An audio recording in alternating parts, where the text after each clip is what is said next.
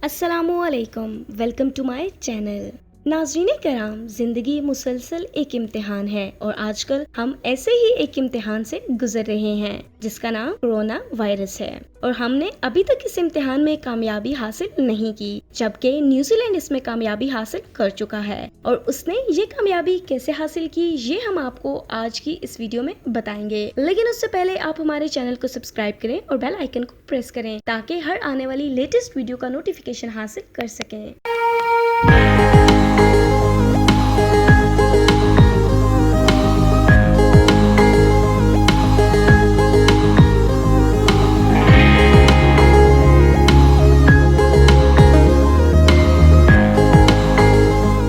नाज़रीन कराम, आज हम जिस सूरत हाल से गुजर रहे हैं, तकरीबन 100 साल पहले ऐसे ही एक वायरस जिसका नाम स्पेनिश फ्लू है, उसने पूरी दुनिया में तबाही मचा दी थी, जिसने 35% आबादी को मुतासिर किया, जिसमें लगभग 60 करोड़ अवाम शामिल थी जो इस वायरस का शिकार हुई। लेकिन उस वक्त लोग अपनी कम अक्ली की वजह से हिफाजती तदबीर पर अमल पैरा नहीं होते थे, जिसके नतीजे में पूरी दुनिया में 35% आबादी स्पेनिश फ्लू की वजह से मुतासिर हुई। लेकिन आज 100 साल गुजर जाने के बाद हमारे मुल्क की आबादी में तो इजाफा हुआ है, लेकिन बदकिस्मती से लोगों की अक्ल में इजाफा नहीं हुआ।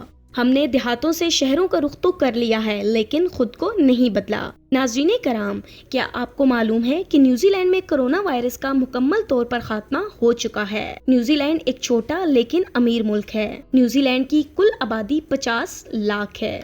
जब कोरोना ने न्यूजीलैंड का रुख किया तो न्यूजीलैंड में कोरोना से मुतासिर होने वाले अफराद की तादाद 1,500 थी, जिसमें सिर्फ 25 लोगों की मौत वाक़ई हुई। और फिर न्यूजीलैंड में एक ऐसा जबरदस्त लॉकडाउन किया गया जिसके नतीजे में पिछले 17 दिनों में न्यूजीलैंड में एक भी कोरोना का केस सामने नहीं आया। न्यूजीलैंड में मास्क पहनना और सफाई का खास ख्याल रखना जरूरी करार दे दिया गया था। न्यूजीलैंड में ग्रोसरीज और मेडिकल स्टोर्स के अलावा सब कुछ मुकम्मल तौर पर बंद कर दिया गया था और यही वजह है कि उन लोगों ने इस पर जल्दी काबू पा लिया। पाकिस्तान के लोग कोरोना से न मरे तो भूख से मर जाएंगे, ये बात हमने क्या आप सबने भी सुनी होगी। लेकिन हमारी यही अवाम दोबारा जिंदा हो गई जब उनको मालूम हुआ कि तमाम शॉपिंग मॉल्स को खोलने का हुक्म दे दिया गया है। और फिर हमारी अवाम ने भरपूर तरीके से बाजारों में, दुकानों में, ब्रांड्स के आउटलेट में घुसकर कोरोना को मारने की भरपूर कोशिश की। लेकिन उनकी इस कोशिश से कोरोना तो ना मरा, लेकिन आज हजारों की तादाद में कोरोना से मुतासिर होने वाले अफराद की तादाद बढ़ चुकी है,